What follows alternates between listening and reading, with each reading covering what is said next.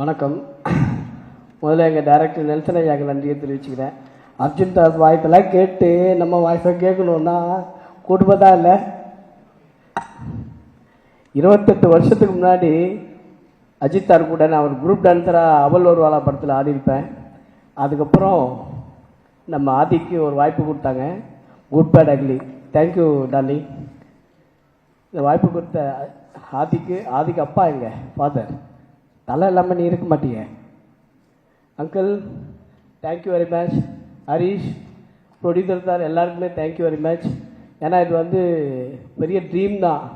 நம்ம ஒரு 4-5 படத்தில் நடிப்போம், ஆனால் அந்த பெரிய படத்தில் நடிக்கும்போது ஒரு ரீச் கிடைக்குது.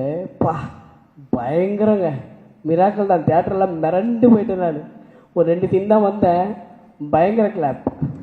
தேங்க்யூ ஆதி. என்ன பிரச்சனை சார், முடி வெட்டிங்க, பாட்டு எடுக்க வேணாவா? கைட்டு விட்டுருவாப்பில்ல, தயவு செஞ்சு முடி வளர்த்துருங்க.